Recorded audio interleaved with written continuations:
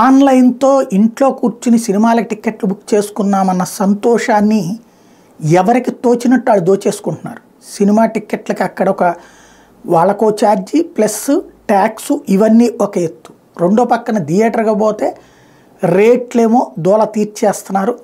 తినుబండారాల రేట్లు బయట 10 రూపాయలకు దొరికే సమోసా లోపలికి వెళ్తే 80 రూపాయలు, బయట 30 రూపాయలకు దొరికే పాప్కార్న్ లోపలికి వెళ్తేనేమో 300 రూపాయలు 400 రూపాయలు, బయట 20 రూపాయలకి వచ్చేటువంటి కూల్ డ్రింక్ లోపలికి వెళ్తేనేమో 100 రూపాయలు లేకపోతే 250 300 రూపాయల లెక్కన తయారైపోతుంది. అది ఒక దోపిడీ. అయితే దాంతోనే విరక్తి చెంది అంతంత ఖర్చు పెట్టుకుని థియేటర్కి వెళ్ళి చూడటం ఎందుకని ఓటీటీ ప్లాట్ఫారాలకు వెళ్తుంటే మళ్ళీ ఈ మధ్యన మళ్ళీ సినిమా థియేటర్ల బాట పడుతుంటే కొత్త సంక్షోభం వస్తుంది అనేకం. ఇప్పుడు థియేటర్ల వాళ్ళకు ఒక క్లియర్ రూల్స్ ఉన్నాయి. ఏంటి అంటే ఏ సర్టిఫికెట్ సినిమాకి పిల్లల్ని అనుమతించకూడదు.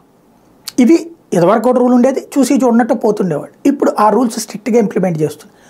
అయితే ఆన్లైన్లో టికెట్ బుక్ చేసుకునేటప్పుడు ఏజ్లు లెక్క ఉండదు కదా. మనం మన పిల్లలతో సహా టికెట్ అంటే బుక్ చేసేస్తాం 4. అక్కడికి వెళ్ళాక థియేటర్ల దగ్గర ఇది ఏ సర్టిఫికెట్, మీ పిల్లలు రావడానికి వీల్లేదు అని అడ్డుపడుతున్నారు. పోనీ ఆ డబ్బులు ఎట్టేమంటే అది మాకు సంబంధం లేదని చెప్తున్నారు. ఆన్లైన్లో మీరు బుక్ చేసుకున్నప్పుడు మాకేం సంబంధం అంటున్నారు. మరి పిల్లల అక్కడే ఓ పెద్దది ఇప్పుడు అదేదో సిగరెట్టు లేకపోతే మద్యం నిషేధం అన్నట్టుగా ఇది ఏ సర్టిఫికెట్ సినిమా, మీతో పాటు మీ పిల్లలకి అనుమతి లేదు, 18 ఏళ్ళు దాటిన వాళ్ళు మాత్రమే చూడడానికి ఈ సినిమాకి హక్కు ఉంది, 18 ఏళ్ళ లోపు వాళ్ళైతే టికెట్ బుక్ చేసుకోకండి అని పెట్టాలి కదా. పెట్టట్లేదు. దీంతో డబ్బు పోయే శని పట్టినట్టు అవుతుంది. పలు థియేటర్లలో గొడవలు కూడా నడుస్తున్నాయి.